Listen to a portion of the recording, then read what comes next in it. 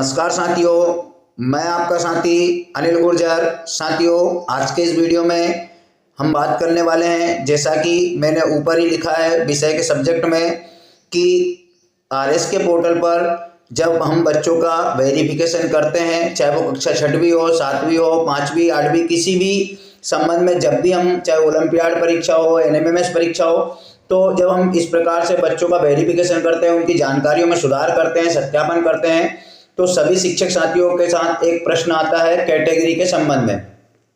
साथियों, सबसे पहले अभी ये जो क्लास 6वीं और 7वीं का वेरिफिकेशन चल रहा है, उसके संबंध में आप देख रहे हैं कि ऑप्शन ओपन हुए हैं, जिसका कि वीडियो मैं पूर्व में बना चुका हूँ। यहाँ पर कक्षा 6-7 ऊपर आ रहा है एग्जाम 2023-24, ऊपर ही एक ऑप्शन आ रहा है स्टूडेंट रजिस्ट्रेशन का, उस पर आप क्लिक करेंगे। स्टूडेंट रजिस्ट्रेशन के बाद में यहाँ पर आपको आपका डाइस कोड, साथ ही 2 कक्षाएं देखने को मिलेंगी, 6 और 7। उसमें आप जिस भी कक्षा का बच्चों का वेरिफिकेशन करना चाहते हैं उसको क्लिक करके 100 पर क्लिक कर लीजिए। यहाँ पर आपको सूची 10-10 के उसमें देखने को मिल जाएगी। साथियों, इसमें भी बहुत सारे प्रश्न हैं शिक्षक साथियों के, उस पर भी हम बात कर लेते हैं, फिर हम कैटेगरी के संबंध में बात करेंगे।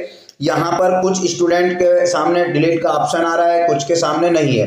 तो जिन स्टूडेंट के सामने डिलीट का ऑप्शन नहीं है, क्या कारण हो सकता है? तो साथियों, ये वो स्टूडेंट हैं जिनका कि हम सत्र में कहीं ना कहीं एक बार रजिस्ट्रेशन कर चुके हैं, चाहे एनएमएमएस में किया हो, चाहे ओलंपियाड में किया हो। तो जब एक बार रजिस्ट्रेशन सत्र में हो चुका है तो पोर्टल अपने आप में ये मानता है कि ये स्टूडेंट इसी संस्था के हैं, इसलिए इनके सामने से डिलीट का ऑप्शन हट चुका है। परंतु उसके बावजूद भी अगर मान लीजिए ये स्टूडेंट आपकी शाला के नहीं है, आपको इनको हटाना है, तो किस प्रकार से हटेंगे? तो साथियों, कक्षा 5-8 में हमने बताया था कि इन स्टूडेंट को आप यहाँ से वेरीफाई कर देंगे, उसके बाद बीआरसीसी महोदय की आईडी से इनको अनवेरीफाई करा करके, और पुनः जब आप यहाँ पर देखेंगे तो वह स्टूडेंट के सामने डिलीट का ऑप्शन आ जाएगा।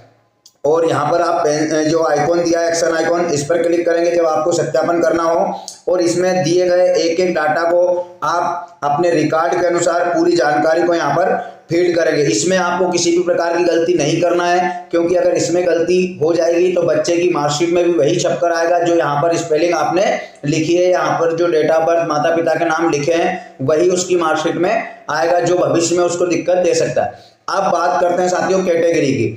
तो कैटेगरी आप देख रहे हैं, जो भी बच्चे की कैटेगरी यहाँ पर लिखी आ रही है वो ब्लॉक है, वो ऑप्शन नहीं खुल रहा है। तो मैं आपको बता दूं, कैटेगरी का कोई भी संबंध आरएस के पोर्टल से नहीं है। करते हैं कैटेगरी का क्या महत्व है आरएस के पोर्टल पर।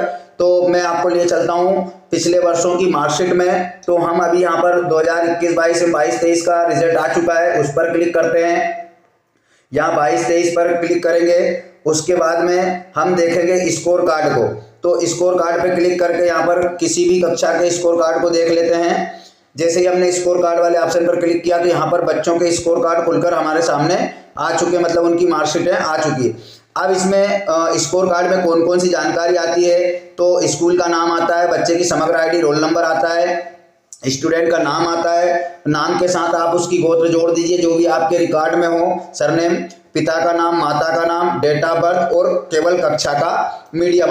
यहाँ पर उसकी मार्कशीट में कहीं भी ये शो नहीं होता कि बच्चा किस कैटेगरी का है, यानी SC ST OBC ऐसा कुछ भी नहीं लिखा आएगा, जिससे कि फ्यूचर में अगर जो उसका पोर्टल है, समग्र पोर्टल है, उस पर अगर कैटेगरी दूसरी है तो उसका प्रभाव आरएस के पोर्टल पर नहीं पड़ता है। जब भी आपको सुधराना हो, आप समग्र पोर्टल पर जो भी उसकी प्रोसेस है, सचिव के माध्यम से या वहाँ पंचायत के माध्यम से, अब जो है बच्चों के ऑनलाइन आधार कार्ड में मोबाइल नंबर जुड़ चुके हैं, तो आप आधार कार्ड के माध्यम से भी ऑनलाइन सेंटर से उनकी कैटेगरी में सुधार करा सकते हैं। तो जो समग्र पोर्टल की कैटेगरी जो शो हो रही है आरएस के पोर्टल पे, उसमें अगर वो गलती भी है तो भी आरएस के पोर्टल के डाटा में उसका कोई प्रभाव नहीं पड़ेगा। इसलिए आप निश्चिंत रहें और कैटेगरी को लेकर इतनी परेशानी में ना आए। कैटेगरी का सुधार आरएस के पोर्टल से नहीं होगा साथियों, क्योंकि कैटेगरी जो है वो छोटी मोटी बात नहीं है। अगर यहाँ पर कैटेगरी चेंज हो जाती है तो आगे फ्यूचर में बच्चे को कई प्रकार की दिक्कतें आ सकती है।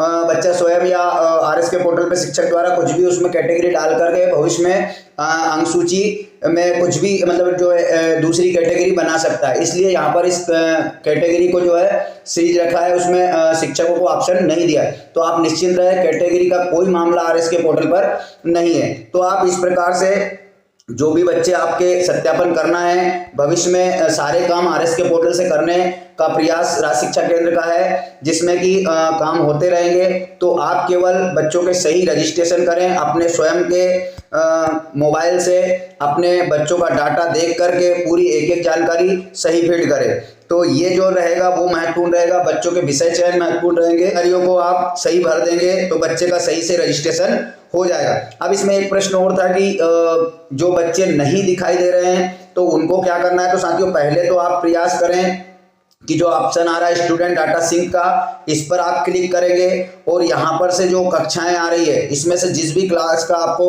डाटा सिंक करना हो उस क्लास का चयन करके नीचे सिंक स्कूल डिटेल पर क्लिक कर देना। तो जो बच्चे छूटे हुए हैं वो आपके उस सूची में ऐड हो जाएंगे।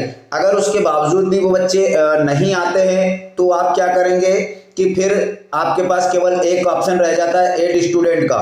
तो आप इस ऐड स्टूडेंट पे क्लिक करके बच्चे की समग्र आईडी यहाँ पर डालेंगे और समग्र आईडी डाल करके उसका फॉर्म वहाँ पर ओपन हो जाएगा। उसके बाद जो है सारी डिटेल यहाँ पर आप उसमें सही सही फिल कर देना है। तो इस प्रकार से आरएस के पोर्टल से संबंधित जो आपके कंफ्यूजन थे वो यहाँ पर दूर करने का प्रयास किया गया है। साथियों, इस वीडियो को आपसे चाहूंगा कि आप जरूर अपने सभी शिक्षक साथियों के ग्रुप में शेयर जरूर करें, क्योंकि साथियों कैटेगरी को लेकर बहुत सारे शिक्षक साथी कंफ्यूज रहते हैं। अगर ये जानकारी उन तक पहुंचेगी तो वो निश्चिंत होकर इस कार्य को बहुत अच्छे से कर पाएंगे और ज्यादा परेशान नहीं होंगे। तो धन्यवाद साथियों।